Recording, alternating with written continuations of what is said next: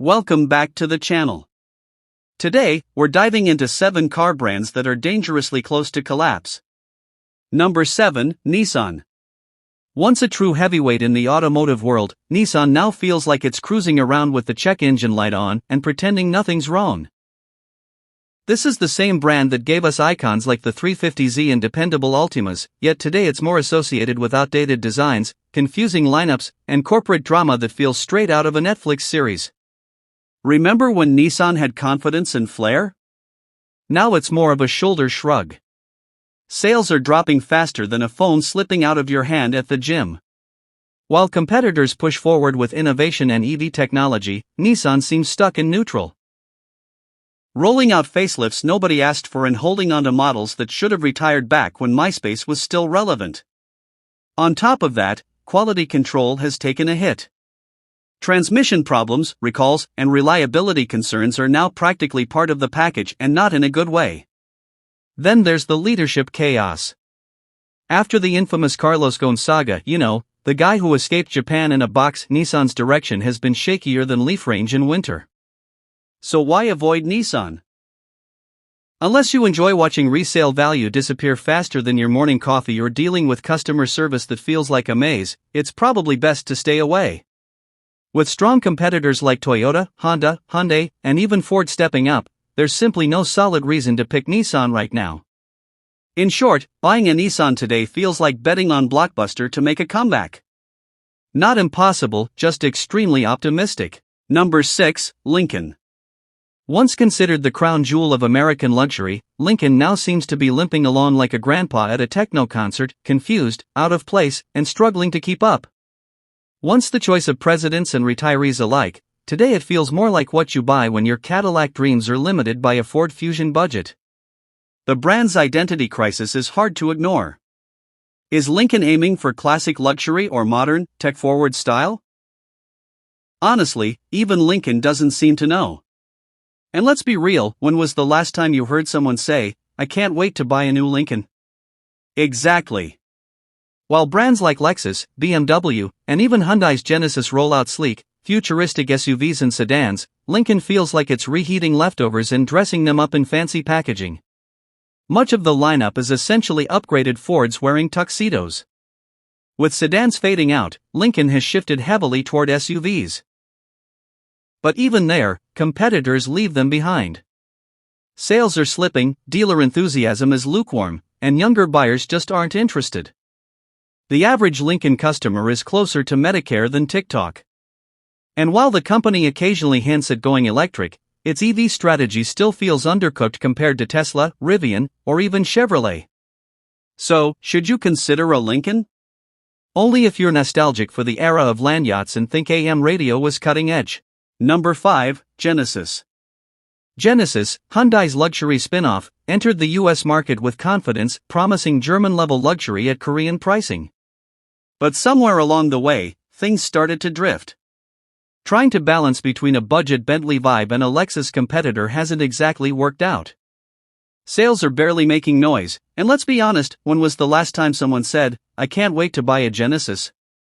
Exactly. One major issue? Dealerships, or the lack of them. Buying a Genesis can feel like chasing a unicorn, unnecessarily complicated, full of paperwork, and unclear on where to even begin. Add in long wait times, limited stock, and service centers that often redirect you to Hyundai locations, and the luxury experience falls flat. Then comes the identity struggle. Genesis wants to compete with BMW and Mercedes, but it lacks the brand prestige and legacy. In the luxury world, image matters. And telling people you drive a Genesis sounds more like a Bible reference than a status symbol. Sure, the tech and design are impressive. But when resale value drops faster than your crypto portfolio and the brand's future seems uncertain, is it really worth the risk? If you're shopping for luxury, Genesis might catch your eye, but unless you enjoy dealership scavenger hunts and questionable long-term support, you're better off choosing brands that have already proven themselves. Number 4, Chrysler. Chrysler is barely holding on, and not with the kind of thread you trust on a freeway. Once a powerhouse of American automotive strength, it now feels like the last kid picked in a game of dodgeball. With only 3 vehicles in its lineup, 2 of them minivans, yes, minivans in 2025, Chrysler looks less like a serious brand and more like a side project nearing retirement. Innovation has been minimal, and while competitors sprint toward EVs and cutting-edge tech, Chrysler seems stuck in 2011 wondering what TikTok even is. Sales are flatlining, dealership presence is shrinking, and excitement around the brand is nearly non-existent. Even its parent company, Stellantis, appears to have placed Chrysler on life support while focusing on Jeep, Dodge, and Ram. It's like the forgotten middle child that only gets attention at Thanksgiving. Let's be honest. Buying a Chrysler today feels like investing in a flip phone. It technically works, but regret is probably right around the corner. Unless you're deeply nostalgic for the Chrysler 300 era or really love the Pacifica, it's best to look elsewhere. There are far better options with clearer futures and fewer warning signs. Number 3, Mitsubishi.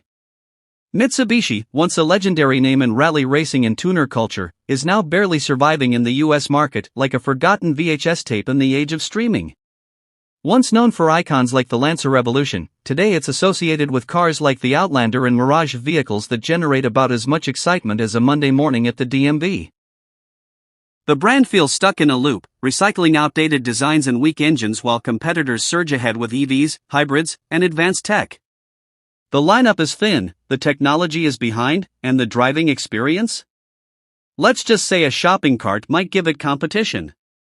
Even its bestseller, the Mirage, regularly ranks among the worst new cars: tiny, noisy, and painfully slow. Meanwhile, dealership networks are shrinking, and investment in future innovation is minimal. In a world focused on Tesla, Toyota hybrids, and Kia EVs, Mitsubishi feels completely out of sync, like bringing a flip phone to a smartphone party. Add in poor resale value, and it's clear, Mitsubishi isn't just behind, it's in another era entirely. Number 2, Infiniti. Infiniti, Nissan's luxury division, is also teetering, and it's not hard to see why. Once positioned as Japan's answer to Lexus and Acura, it now feels like that one store in the mall you forgot even existed. The brand is stuck in the past, with outdated styling, confusing naming, and technology that feels closer to 2015 than 2025. While others race forward with EVs and innovation, Infiniti seems half asleep. Resale value is another major issue.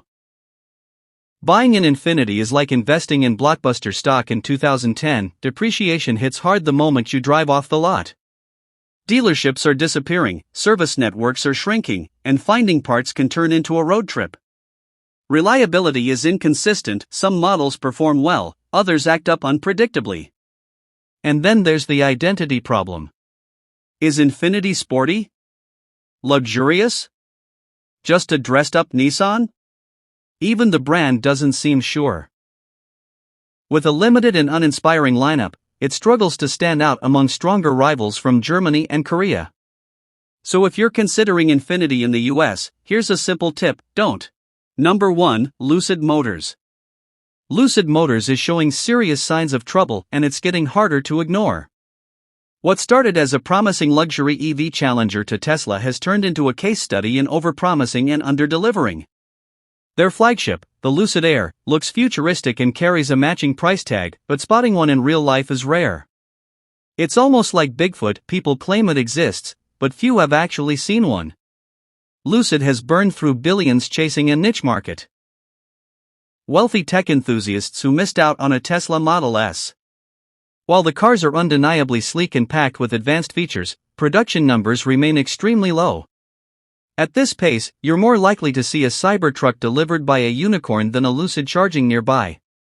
Add layoffs, missed targets, and a shrinking customer base, and it feels like the company is heading straight toward a wall. So why avoid it? Buying a Lucid right now is like investing in blockbuster stock back in 2010. It might look good on paper, but you could end up holding the loss. You don't want to be stuck with a luxury EV brand that might not exist in a few years. Better to stay safe and let someone else take that risk. And that brings us to the end of the video. Don't forget to like and subscribe for more content coming your way.